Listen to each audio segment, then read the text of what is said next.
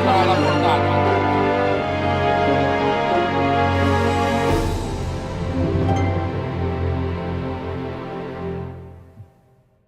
Buenos días a todos. Hoy estamos aquí en el Parque de los Patos de Córdoba con un grande artista que se llama Juan Cantabrana, un pintor cordobés conocido a nivel internacional. Gracias, Juan, por esta entrevista. Un placer estar aquí, gracias. Y la primera pregunta que quería hacerte, que es muy filosófica, es, porque estoy pensando yo también de ponerme a pintar y hacer escultura, como estoy haciendo mucha entrevista, si con la pintura te has forrado. No, en absoluto. No. He sobrevivido solamente. Sí. De cualquier manera, es un gran lujo haber podido vivir de pintura. Sí, es un gran lujo, la verdad. Estoy muy agradecido pues a todos mis clientes y a toda la gente que le gusta mi pintura, porque no es fácil. Y bueno, he tenido esa buena suerte y, en fin, me ha permitido pues sobrevivir. Ok, una domanda que quería hacerte es, ¿cómo fueron tu inicio? Porque sé que empezaste en un estudio de escultor y ¿por qué luego te dedicaste a la pintura? Bueno, las circunstancias al principio, casi niño, pues empecé en el estudio de un escultor, de don Amadeo Ruiz Olmos, por una circunstancia especial. Había un contacto, una amistad con mi familia y tuve la buena suerte de ser alumno suyo.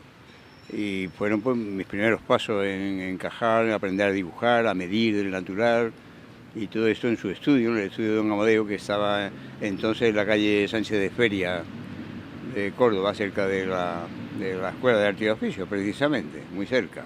¿Y cuántos años tenías? Pues yo empecé con 11 años aproximadamente, sí. En el 52.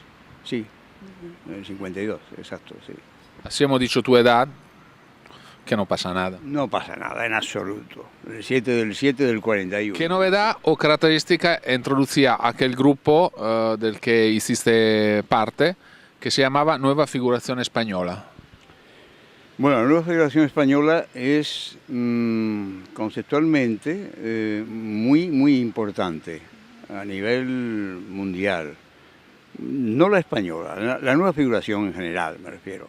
Ahí está el grupo al que yo pertenecí, pues fue Nueva Figuración Española. Hay también Nueva Figuración madrileña y Nueva Figuración simplemente, y ahí la Nueva Figuración pues abarca todos los movimientos de Nueva Figuración que ha habido pues, en Sudamérica, en Centro de Europa y en todo el mundo prácticamente, ¿no?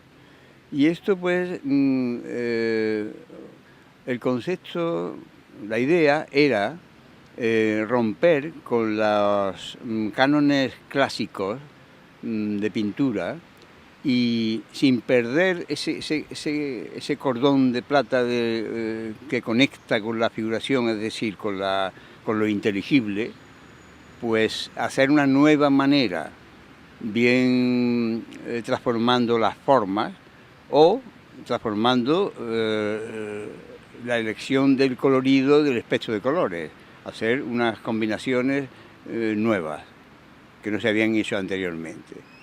Y de ahí pues parte toda la investigación de la nueva figuración. Así que ha tenido una influencia enorme en toda la pintura moderna. Después vinieron Holanda, París y Estados Unidos.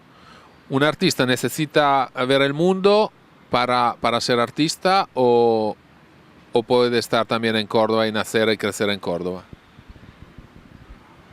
No, yo creo que no necesita ver el mundo un artista, porque todo el mundo de un artista es interior y los viajes son viajes interiores, mentalmente y espiritualmente, pero internos, interiores. No es necesario viajar físicamente a distintos países.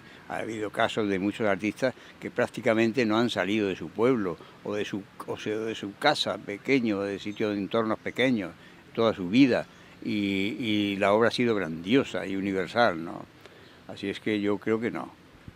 Lo que pasa es que, bueno, si sales, pues mejor en el aspecto digamos, de tener criterios comparativos sobre la difusión de la obra y el conocimiento de otras culturas y otras, sí, siempre sirve. ¿Y tú qué te llevaste de aquella experiencia? Pues fundamentalmente conocer in situ los movimientos pictóricos que me interesaban, ¿no? Como ver el impresionismo en directo, muy cerca de la superficie de los óleos, que eso tiene un imán especial, ¿no?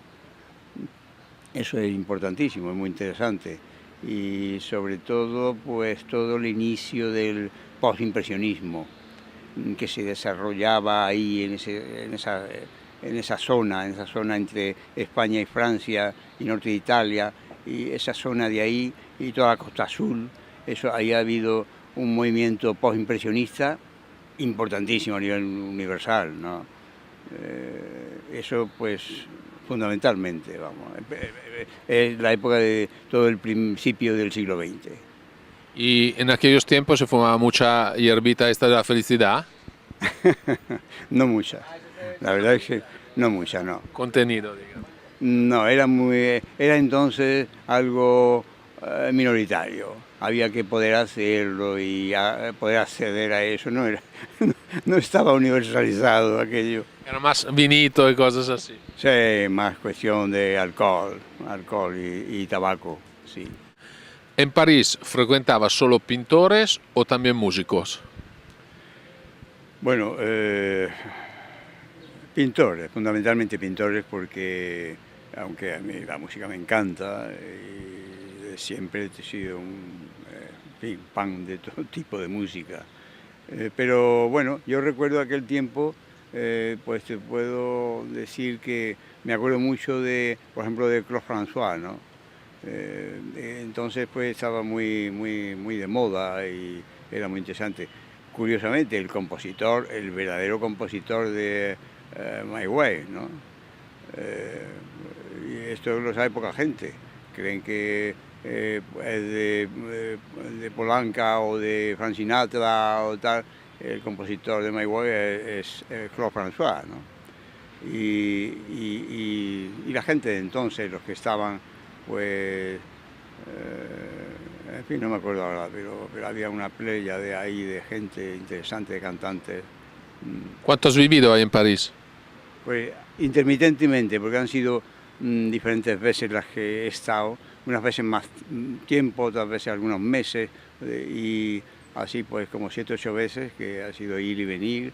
Y pues yo tuve un grupo de pintores allí, bueno, pertenecía a un grupo de pintores, eran 8 pintores, recuerdo 2 que eran suramericanos, especialmente ecuatorianos, y muy interesantes, vamos, muy pintorescos.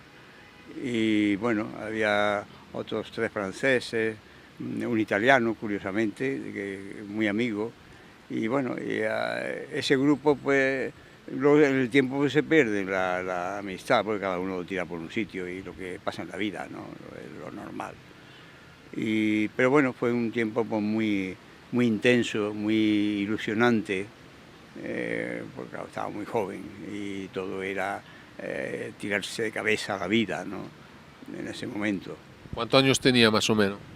Pues desde los 18, pues he estado yendo y viniendo y hasta los 20 y tantos, sí, hasta los 26 o así, que fue cuando, sí. ¿Y en Estados Unidos qué pasó? En Estados Unidos, pues muy interesante. El viaje a Estados Unidos es muy interesante, porque fui invitado en New Jersey, yo viví en New Jersey, pero todos los días íbamos a Nueva York, mi marchand de entonces y yo, y aquello pues fue una experiencia magnífica.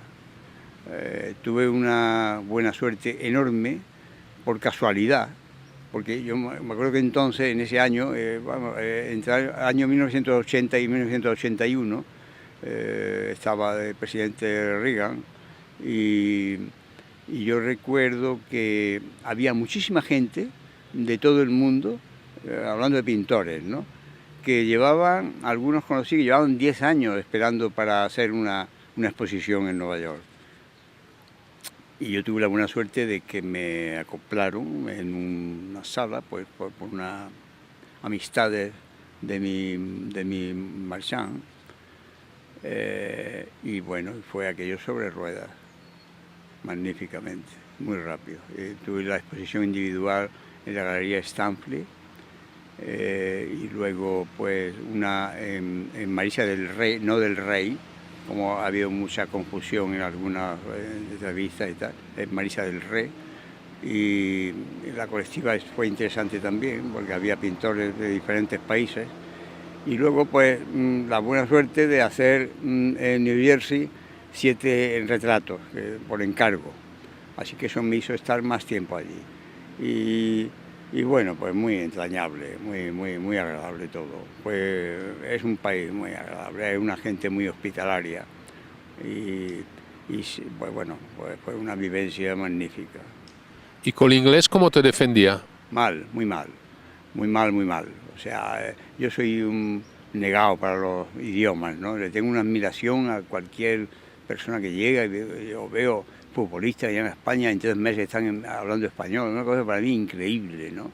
A mí me gusta tanto mi idioma que lo escudriño interiormente y de ahí no salgo y pensar y hacerme la mentalidad de pronunciar cosas en otro idioma me parece algo dificilísimo para mí, ¿eh? Hay personas que se le da bien y hay personas que se le da mal. ¿Cómo definirías tu estilo pintórico?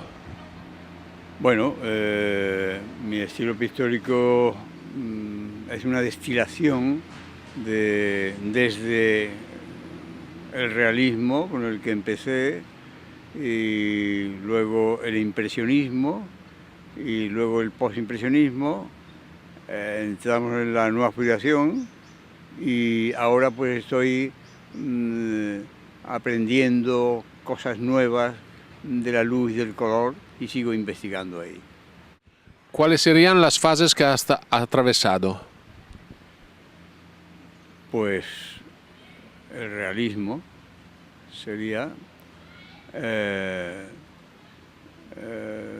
casi el hiperrealismo en algunos momentos, al principio, y luego ya la obsesión por el aprender y analizar profundamente el impresionismo, que es lo que era pasión en ese momento.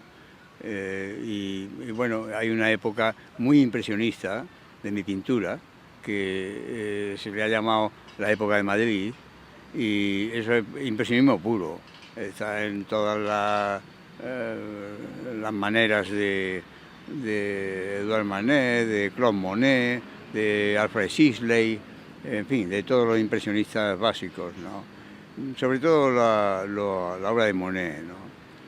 Monet es como, yo considero que es el padre del movimiento impresionista francés. Y ahí hay una época mía bastante extensa de pintura impresionista. Luego rompí con todo eso, prácticamente, después de haber visto en la Galería Teo de Madrid, por casualidad, una pequeña exposición que trajeron de París, que era corta, pero muy interesante, donde había, entre otras cosas, un pequeñito cuadro de Pierre Bonnard, que era un estudio de rosas rojas. Se llamaba así, pequeñito, pero tremendo. Era un universo nuevo, inmenso. Eran unos estudios de rojos, pero diferentes rojos dentro de todo el compendio del manojo de rosas, que eran pocas, eran 4 o 5, pero cada una en sus rojos. Y ese estudio de luz y sombras de distintos rojos era algo apasionante que me cambió por completo mentalmente todo el concepto del color para mi paleta. Y ahí pues empecé a utilizar ya a partir de ahí todo el pigmento puro y la combinación con el pigmento puro. Eso fue lo que me introdujo a lo que hoy día es, creo yo, mi pintura, en la búsqueda de la luz y del color. ¿Y qué año era? Más o menos. Pues esto sería el año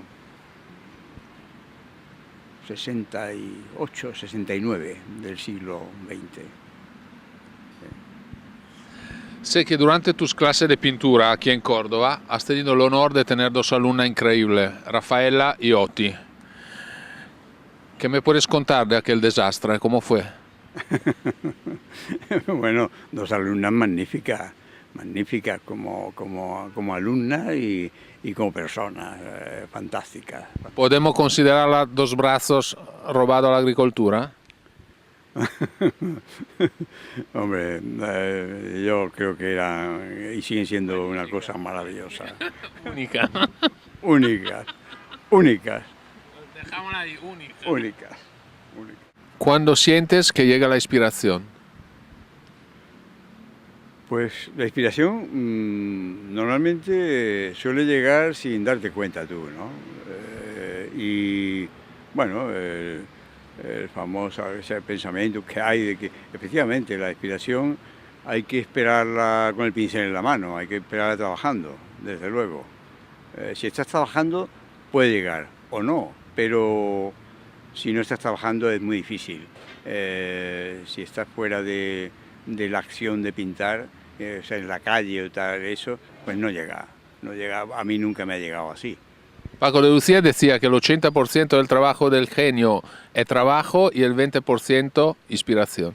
Bueno, yo incluso te diría que no el 80, sino el 90% debe ser trabajo y el 10 solo inspiración, porque el trabajo es lo que da con algunas éxtasis mentales que se llama inspiración y que son cosas de muy corto tiempo, momentáneas, pero bueno, que te hacen entrar en un alfa que apenas eres consciente, sin embargo notas que aquello es elevado y que está saliendo algo positivo. ¿Cuál es tu pintor favorito? Tus pintores. Sí, mis pintores, mejor sí, porque es muy difícil, uno solo es muy difícil. Pues bueno, yo te diría que en una etapa fue Claude Monet, en otra segunda etapa y muy importante para mí ha sido Pierre Bonnard. Bonnard es un pintor que todavía está por descubrir en su profundidad, una cosa parecida a lo que ocurre con la obra arquitectónica de Gaudí, está todavía sin enclavar, sin descubrir del todo, y porque Bonnard, la pintura de Bonnard son fórmulas para los pintores. Y bueno, más bien lo entendemos los pintores más que el público. Pero es muy interesante. Dan inicio a abrir mundos nuevos. Es fundamental para Bonnard. Sí. ¿Y tu escultor favorito o tu escultores favoritos? Bueno, pues a mí, hombre, indiscutiblemente la escultura a nivel mundial pues, es Italia. Italia. Lo que digo siempre es que los italianos somos los mejores, ¿eh? Esto hay que siempre... El cameraman italiano, ¿sabes cómo es? Pues bueno, en el aspecto escultórico, desde luego, sí, soy los mejores, eso no cabe duda ninguna. Hay escultores españoles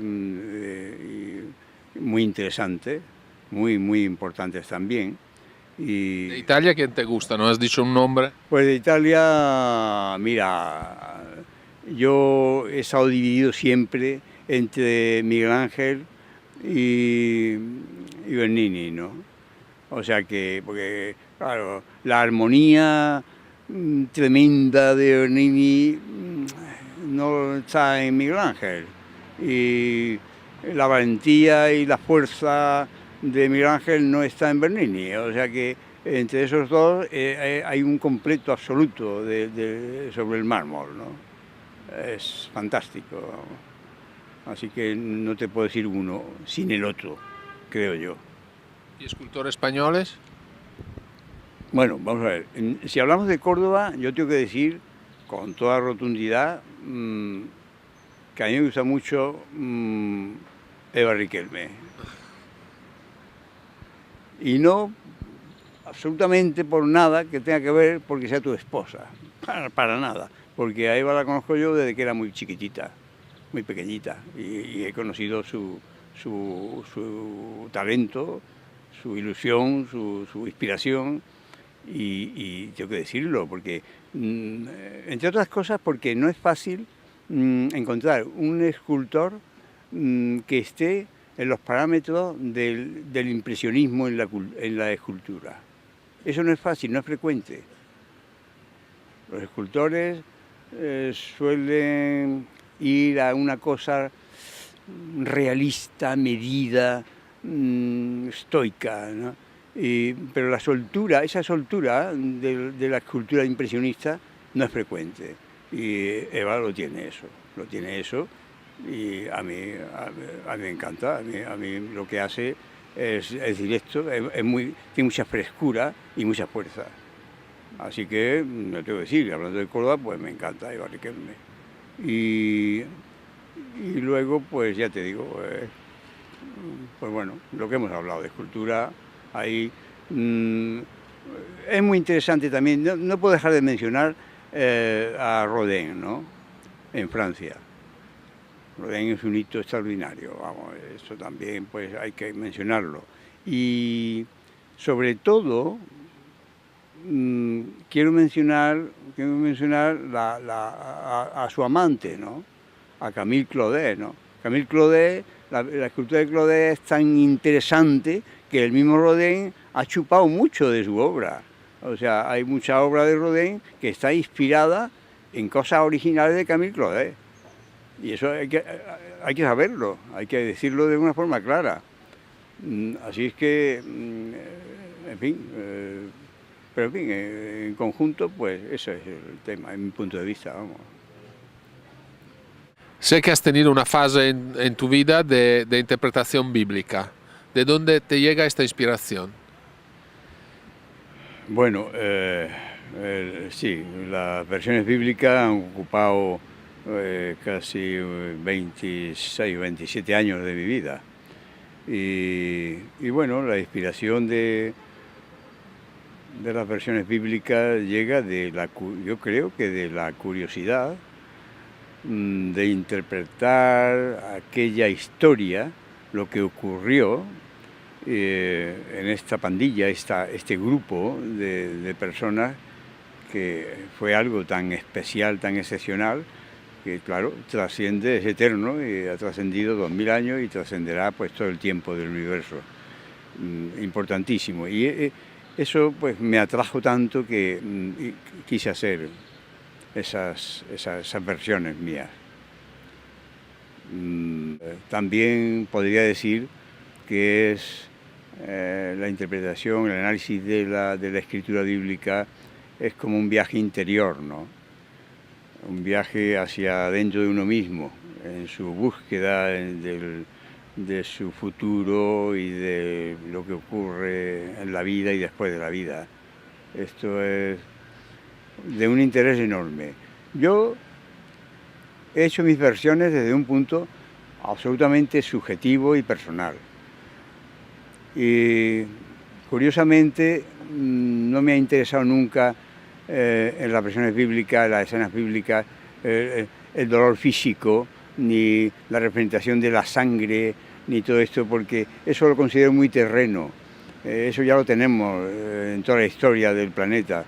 Así que me ha interesado mucho más representar toda la tragedia, todo el dolor interior del ser humano en esas circunstancias, en esa escena. Hay que pasar mucha hambre para tener una gran producción. Quiero decir, si el hambre ayuda a la producción. El hambre ayuda, ayuda para tener una gran producción artística, sí ayuda, la verdad es que sí ayuda. Y ayuda también a que el organismo esté sano y mantener el tipo también, ¿por qué no? Yo creo que es buena el hambre es positiva, hay que mirarla positivamente, no pasa nada por pasar un poco de hambre. Se pasa peor si Lo contrario es peor, ¿no? Así que, Si comes mucho no tienes ganas de hacer nada, estás apesantido. claro, no tienes ganas de nada más que de dormir y luego pues el colesterol sube y el azúcar y todo, y eso es malo. Está claro, el hambre es cosa un poquito positiva, sí que lo es. Luego si tienes mucha barriga no llegas a pintar al lienzo, ¿no? Al lienzo, ¿cómo se dice? Al lienzo, claro, sí, sí, también, ya te digo, mantener un poquito el tipo, pues sí, sí. Está bien. He visto en algunos vídeos que pinta, que tienes al modelo sentado, vestido, y en el cuadro está medio desnudo. ¿Qué tiene? ¿Rayo X en los ojos o es una interpretación tuya? No. Cuando alguien posa directamente, es tal cual, o sea, si es un desnudo, la que posa o el que posa está desnudo, ¿eh? Sí, eso no puede ser de otra forma. Eso es seguro, vamos. Así es que sí. Hombre, la pintura del natural es algo único, insustituible. Qué difícil es explicar por qué es importante pintar directamente del natural. Esto ni siquiera mi amigo Antonio López es capaz de explicarlo con claridad cuando le pregunto. Por eso se lo preguntan mucho a él, no sé, y lo explica, pero claro, es que comprendo que es muy difícil explicarlo. ¿Qué diferencia hay entre tener una foto y un natural? Pues la diferencia es la diferencia que hay entre un vivo y un muerto. Exactamente. Eso es. El pintar en natural está adquiriendo todas las sensaciones y todas las vibraciones de algo que está vivo, continuamente vivo, con la creación y en movimiento. Así que estás captando algo que está transmitiendo unas sensaciones, unos efectos vivos, ¿no?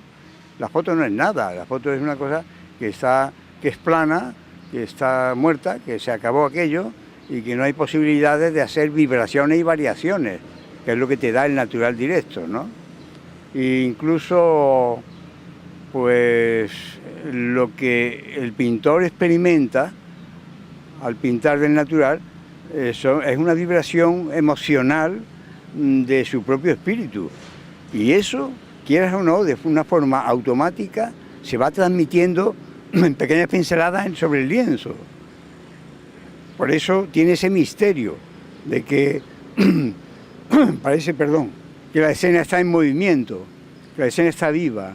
Lo que pasaba con lo que decía Alfred Sisley, ¿no? Que le gustaba pintar en un paisaje las secciones que duraran bastante tiempo, para captar cada momento del movimiento del sol, ¿no? De la luz. Aquello pues producía, eso va sumándolo y son argumentos, digamos, básicos que están en diferentes momentos y eso suma algo que está vivo, o sea, que ha estado captado del movimiento, ¿no? Eso no puede obtenerse con una fotografía. Una cosa transcrita y una cosa que está acabada, o sea. Muchos de tus cuadros tienen una luz que podríamos calificar como astral. ¿De dónde llegan los colores de Cantabrana?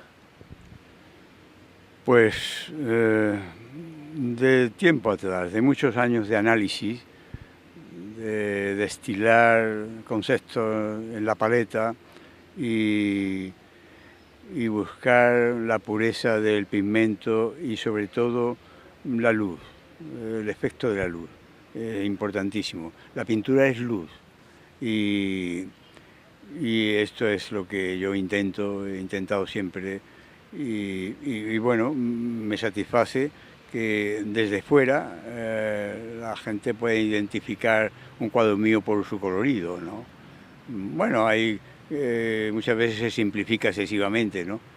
Porque dicen que se reconoce enseguida por los violetas, por la gama de violetas y tal. Pero bueno, no es la violeta, es una forma de ver el natural, ¿no? ¿Y es la interpretación de una sensación o de una experiencia? esta luz, digo. Pues yo creo que ambas cosas, ¿no? La experiencia sirve en esto porque vas seleccionando todos los experimentos que estás haciendo con las combinaciones del colorido. Mm, y luego pues también hay una sensación interna de tu mente que es cuando algo te satisface plenamente, cuando te impacta, ¿no? Y esa combinación, si te impacta al objetivo que tú subconscientemente tenías previsto, pues eso se suma, ¿no? Así que es un poco complejo, pero es así, ¿no? Siguiendo con la serie bíblica, muchos de tus cuadros tienen una perspectiva sorprendente. ¿Cómo te ha venido a la mente darle esta perspectiva? Pues bueno, primero, fundamentalmente, por un afán de que el punto de vista sea original y se pueda recordar fácilmente. Yo recuerdo el cuadro La resurrección de Lázaro, por ejemplo. Este cuadro, ¿cómo te llegó la idea de enseñarla así, el Cristo y Lázaro?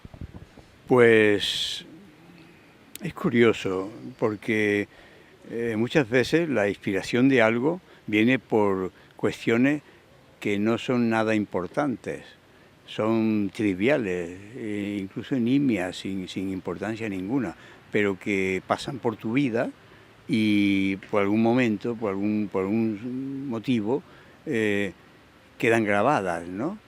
Te han hecho un efecto determinado y a partir de ese efecto es cuando tú piensas en que podrías agrandar aquello y hacer quizá una gran obra, ¿no? Así que yo te puedo decir, como cosa curiosa, esto no he llegado a decirlo nunca, pero te lo voy a contar. Hay una película que protagoniza Alec Guinness, película antigua, y ¿De qué año? bueno, no recuerdo el año, pero Más o menos. es antigua, por la época de Alec Guinness, la época activa del actor Alec Guinness, ¿no? Y en una escena habla precisamente de la resurrección de Lázaro y eso me inspiró a mí para hacer los primeros bocetos sobre ese tema, porque ese tema empecé a dibujarlo estando en la época de Madrid, todavía viviendo en Madrid, ¿no? Y con 4 o 5 bocetos de dibujos sencillos, simples, pero enfocando la idea, sobre todo de lo que tú me preguntas, la idea del punto de vista bajo y desde dentro de la tumba conmemorativa, hacia afuera, hacia la boca de entrada, hacia la puerta de entrada. El ángulo es sorprendente porque uno no se lo espera. Eso es, entonces está visto desde dentro de la escena del milagro, ¿no? Y de hecho, pues de Jesucristo lo único que se ve es la sombra que se proyecta en el suelo, o sea que... y esto pues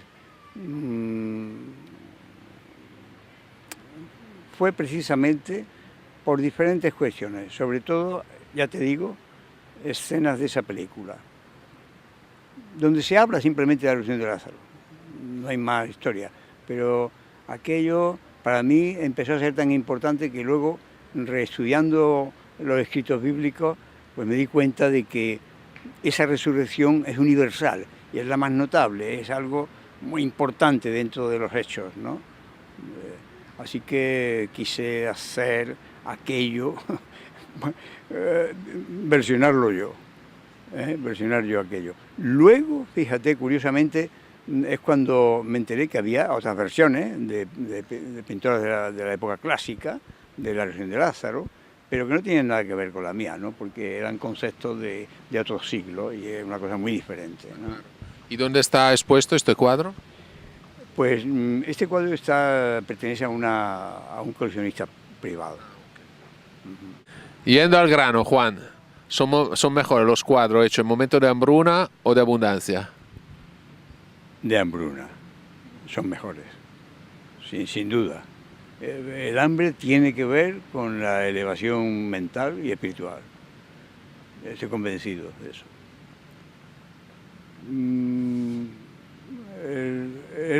todo lo contrario, pues da unas obras artísticas que son cromáticas, pero más ligeras, más superficiales. Sí. Juan Cantabrana cree en Dios. Sí, creo en Dios, sí. Sí. Soy cristiano, digamos. Claro, creo en Dios y en Jesús, fundamentalmente. ¿Y tienes una opinión tuya sobre Dios? Sí, ¿Cómo te lo imaginas? pues me lo imagino, vamos a ver, eh, más que nada por la observación de la creación, ¿no? La creación del universo, pues da una idea de Dios, ¿no? Creo yo. Una idea tan inmensa que no se sabe dónde está el principio ni dónde está el final, y ni siquiera si hay principio y ni siquiera si hay final. Es tan complejo como que tampoco científicamente, astronómicamente se sabe si el universo es finito o es infinito. Así es que, bueno, imagínate, la idea de Dios es tan inmensa que bueno, yo personalmente creo que lo único que es eterno, verdaderamente, y que flota y que permanece, incluso después de la muerte, son solamente dos cosas, la conciencia y el amor. Creo que lo demás desaparece todo.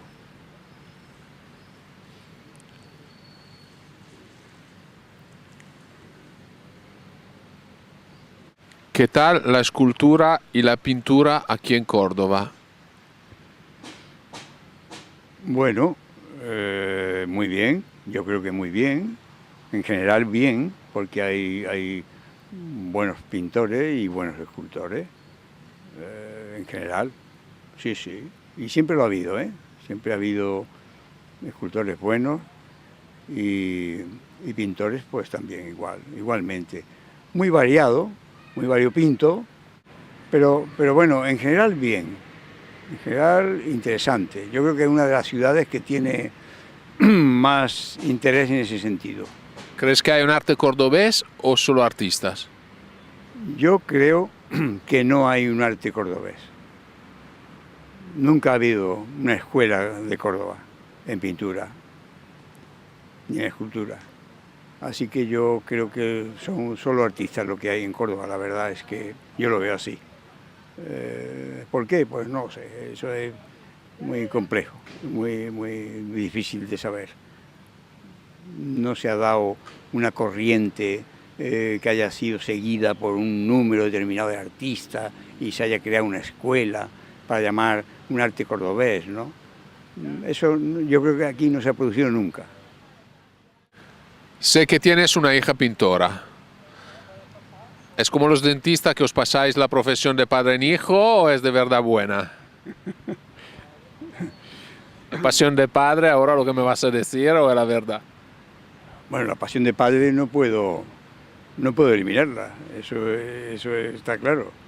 Pero bueno, yo creo que es buena. Yo creo que mi hija tiene cualidades innatas, sobre todo para el impresionismo. Ella desde toda la vida, desde pequeñita, pues los conceptos impresionistas y mi preocupación cuando estudiaba el tema en Madrid, pues lo he vivido mucho desde chiquita y eso lo tiene. A mí me ha sorprendido porque he visto que ha realizado cosas del natural directamente en paisajes, sobre todo, que ella es paisajista. Y me ha sorprendido la mano, lo que decimos los pintores, la mano que tiene, ¿no? La habilidad en ese sentido. O sea, tiene rapidez en la ejecución y seguridad. Y eso pues da señal de que profesionalmente puede llegar a ser una paisajista interesante. ¿Cuántos años tiene? Pues esa pregunta es difícil para mí. Porque ¿No sabes cuántos años tiene tu hija? Pues ahora mismo no me acuerdo.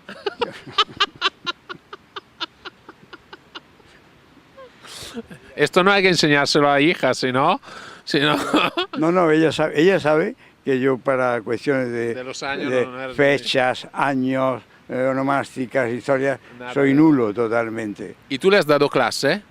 Sí, sí, ella, sí, sí, ella ha estado desde muy jovencita, ha aprendido dibujo conmigo, ha aprendido a medir del natural, a encajar, todo eso que es tan importante. Y luego, pues, en la época que estuvo en Valencia, por circunstancias personales y tal, pues estuvo 9 años y allí, pues, en escuelas valencianas adquirió bastantes conceptos del paisajismo valenciano el levantino, ¿no? El estudio de la luz y todo eso. Así que, bueno, ella ahí sigue y está, pues, trabajando en el tema. Esto es algo que no se acaba nunca, ¿no? Si tú fueras alcalde de Córdoba, ¿qué harías para la cultura, para promover la cultura en Córdoba? Pues, vamos, si fuese alcalde y tuviese poder para poder mover algo, que creo que el alcalde no lo tiene, Concejal, no sé quién lo o tenga. algo, ¿no? Sí. Yo creo que, bueno, hay una cosa que a mí me choca mucho, que yo creo que en una democracia moderna no debería existir. Es algo que huele a una naftalina antigua, ¿no? Que es ese puesto, ese sitio de, por ejemplo, lo que existe, que es como el director general de cultura de una ciudad entera, ¿no? Eso es algo que había que quitarlo de en medio, ese cargo, porque una persona no puede ser un dios en todo, no puede ser un reyesuelo, que el que más sabe de escultura, el que más sabe de teatro, el que más sabe de pintura, el que más sabe de todo lo que sea cultural. Eso es imposible, eso no se da. De manera que si todo pasa por unas solas manos, como director general, eso de director general en una ciudad entera, pues me acuerdo de las otras épocas.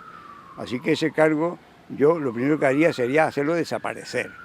Y la cultura, seccionarla, como está en otras grandes ciudades, que lo hacen bien, que es por compartimentos estancos, lo que es pintura por un lado, lo que es escultura por otro, lo que es teatro por otro, lo que es música por otro lado, distinto, como es lógico, es una cosa básica.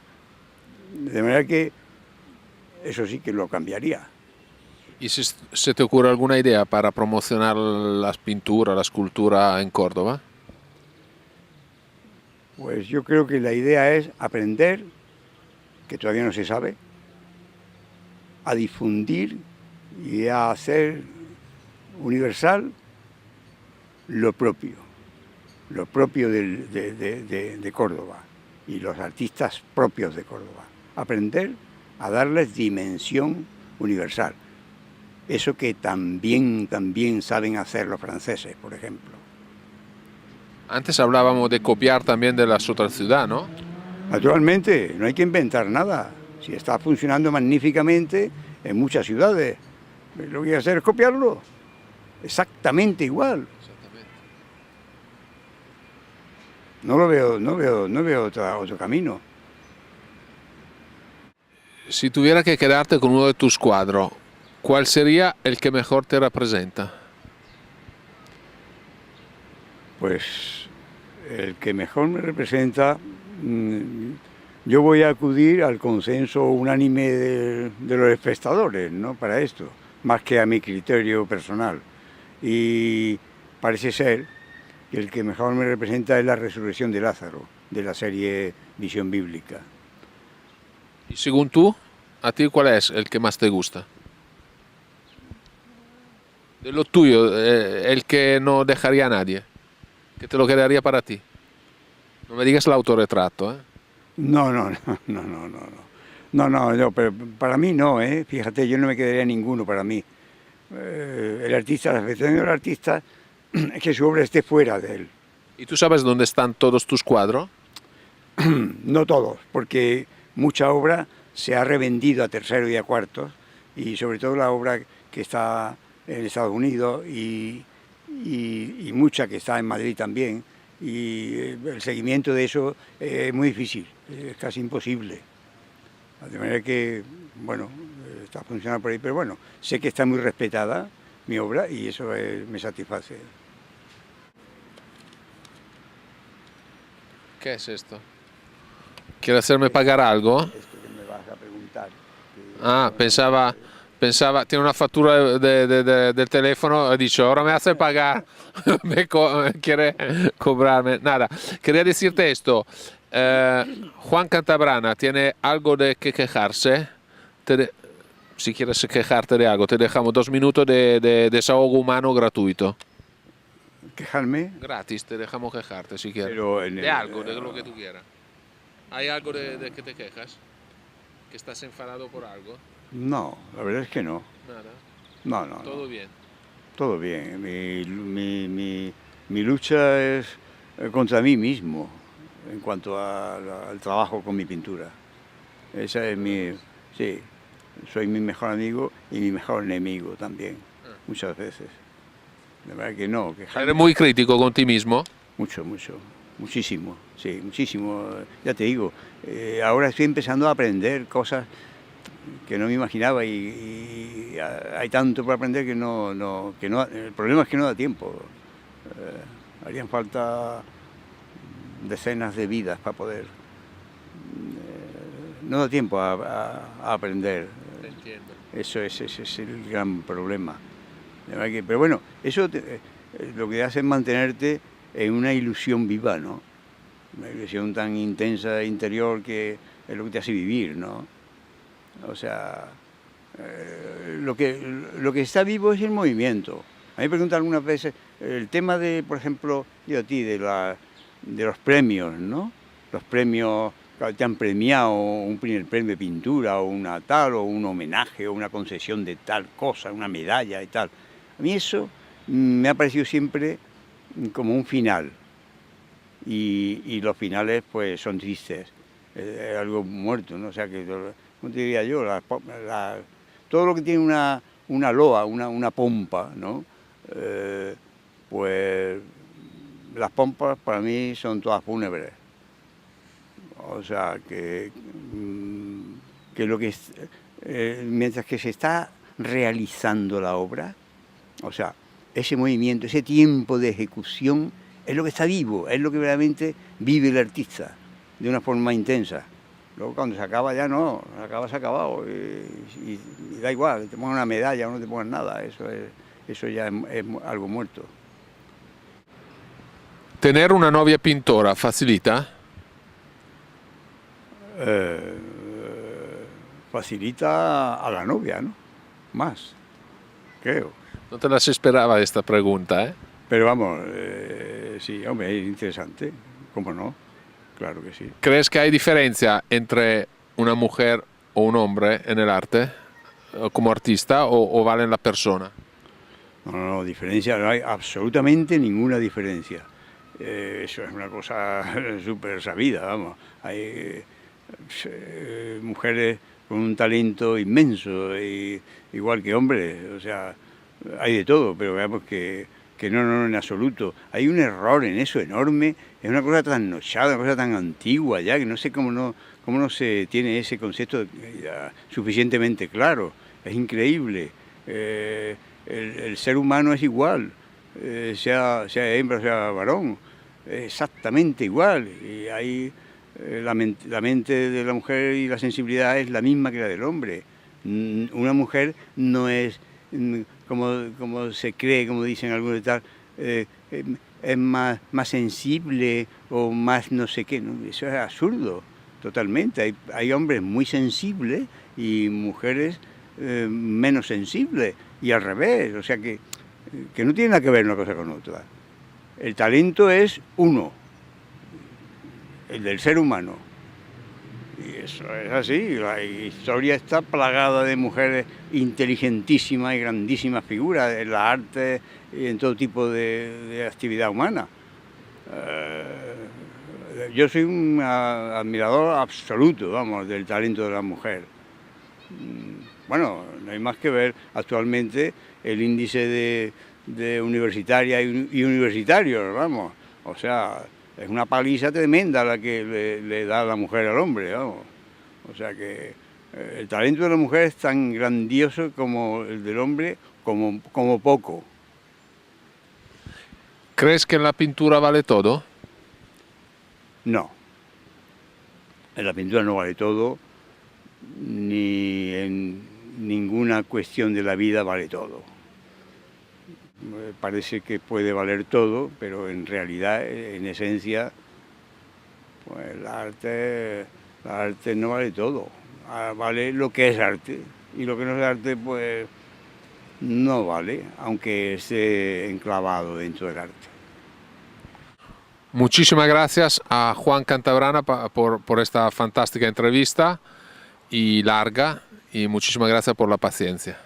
Ha sido un placer enorme. Me parece que hemos hecho algo que huele a cuestión artística. Y fantástico que has entendido mi español, mis preguntas que son siempre un poco caseras, como las croquetas. No, ha estado muy bien. Has estado a un nivel extraordinario.